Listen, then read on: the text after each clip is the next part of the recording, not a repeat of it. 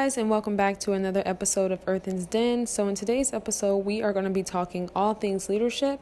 But first, I want to kind of talk to you guys about just as this year concludes, and I want to kind of talk to you guys about reflection, and man, this year has been so heavy.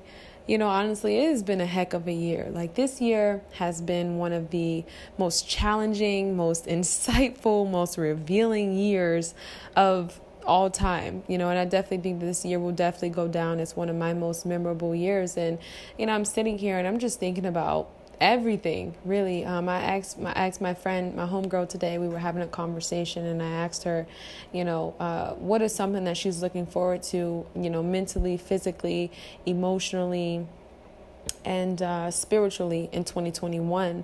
And it was really cool because our answers kind of were like in alignment. And so for me, you guys, I was listening to Revolt TV, Jerry Flowers, and he talked about how by December 31st, the people who are in your life are definitely real ones. You know what I mean?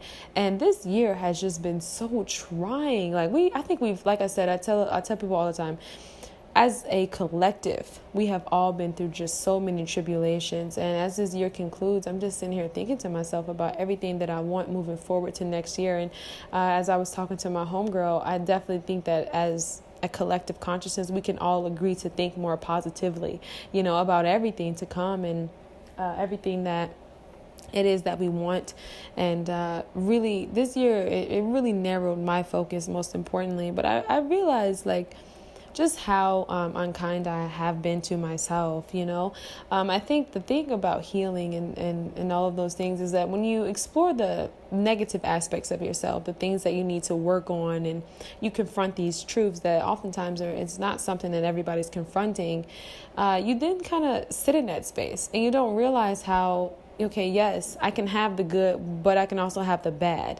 And so for me, as this year concludes and I'm sitting here reflecting on myself, I've realized that I have definitely got to step into a space where I accept the totality of me and I allow myself to be, and, I encompass all of the greatness, the good, the bad, and the ugly. You know what I mean? And so if anybody, I just want to share that if anybody could relate to that. But that's just a little snippet on some of the things that I've realized as this year concludes. But I want to get in this episode and I want to talk to you guys about leadership. And what I'm seeing oftentimes with smaller kind of like packs and smaller groups and, all of these things is that oftentimes people are so busy competing with the next person or so busy trying to become the next person that they're not really in a space to where they're helping this person thrive. Right. I think that we have really failed as a sense of community and in a union, most importantly, to really be there for one another and to really uplift one another. I think the problem oftentimes is that we are so busy in competition and in comparison. Right. Because I broke comparison down today, and I kind of want to share this with you guys. I believe when it comes to comparison, I think if we can redefine it, we can use it to our advantage, right? Because we are all humans. We're sinful by nature, right? And what comparison is like, okay, I'm young. I'm becoming, and you don't have to be 19 years old. You know what I mean? You can still be becoming in your life. And I can honestly say, I remember I was grilling the older generations, and I said how they failed us in so many ways, but we got to give them some grace, you guys. We have to extend a little bit of grace to them because this year has been the year for technological advancement. So, this information has never been available to us at such a rapid rate. You know what I mean? And it's so expansive, and it's really beneficial to our mental spaces. And so we gotta extend them a little grace. So, just because we may be young and we're in this space and we're healing and we're growing, people who are 30 and 40 and, however older, you know what I mean? Let's let them grow and be and become as well. And so with comparison, I broke it down and I said, it's not that I'm comparing myself to this person. I realize that my uniqueness and everything that I is that I'm becoming, but I also understand the power of exposure. And I understand that it's not necessarily saying, hey, I want what this person has, but it's saying, you know what, I'm still becoming and I'm learning that this is admirable, right? If somebody's in a better position than me, this is great. It's nice that they expose me to these things because that lets me know that that's something that I want within my heart. And I don't need to knock anybody down. I don't need to tear anybody down. I don't need to cut anybody off. I don't need to do anything that's malicious. But I realize that this is something that I want.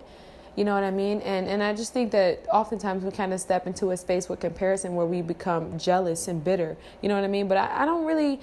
I'm not going to say comparison is a bad thing. I think it definitely is the thief of joy.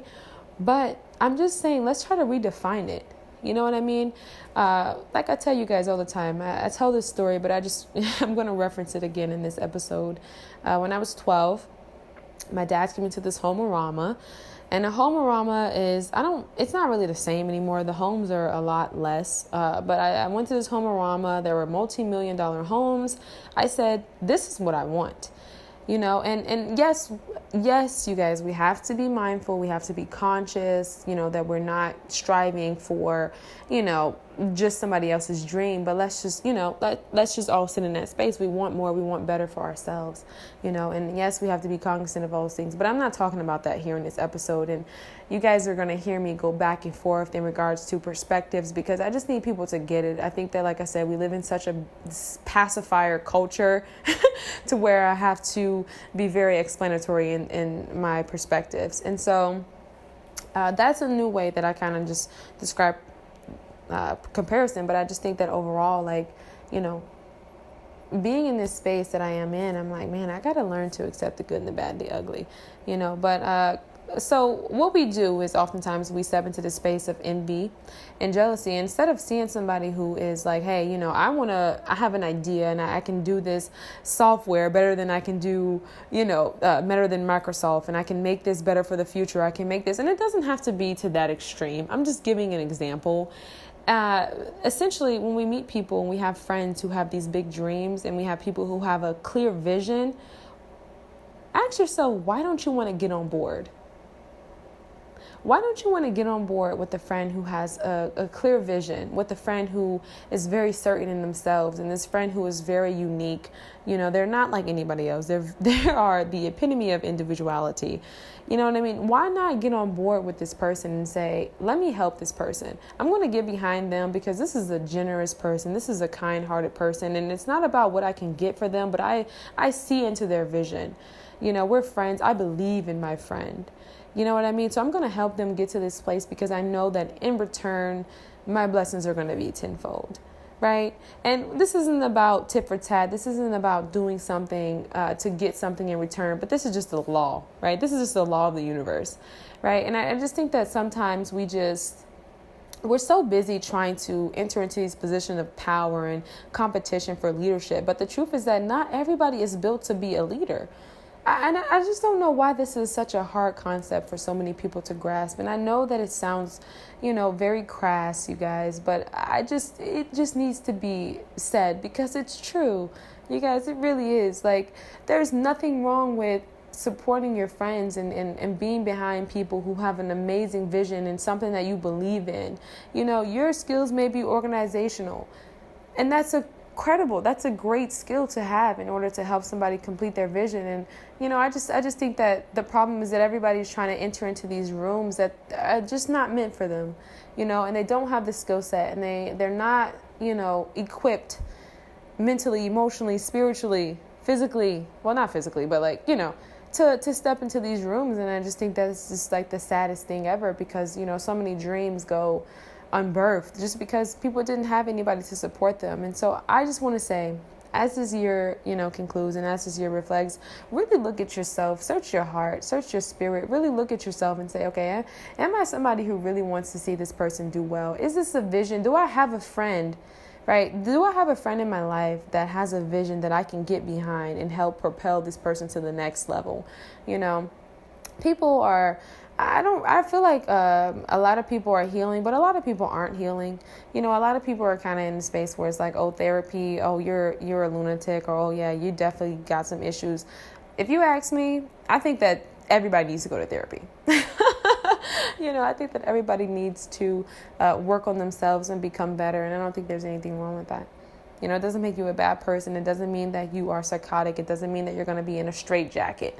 You know what I mean? But I think that everybody needs to enter into a space where they can trust, and they can build relationships in their lives, and they can free themselves from these, catastrophic mentalities and these restrictions that really keep them from branching out and becoming all that they can be. You know what I mean? And like I said, it's nothing wrong with getting behind somebody's vision, because unfortunately, you guys, I don't even think this is unfortunate. Like, I can't even say this is unfortunate, but it's unfortunate because if you think that you are somebody who can lead and you cannot, then it's unfortunate. But there's nothing wrong with getting behind somebody who has a vision and who has a plan and who is trying to build an empire. You don't need to be neck and neck with that person when you're not even on the same level. What is so wrong with that? I think that unfortunately, this is what social media has done. It has distorted the reality.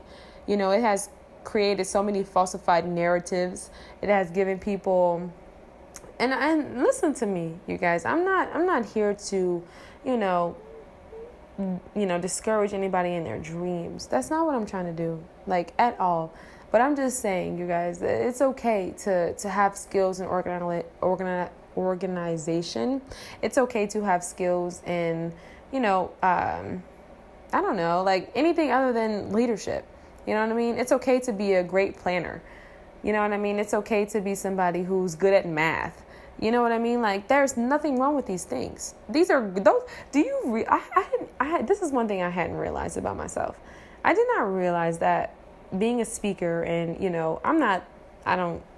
but I hadn't realized that being a speaker was something that was profound. I hadn't realized that was a gift. So I say that to say, as this year concludes, really get clear about, yourself and your truths, and look at the people around you, and really, really do inventory in your life and really take an assessment. All right, so I'm going to leave you guys with your thoughts.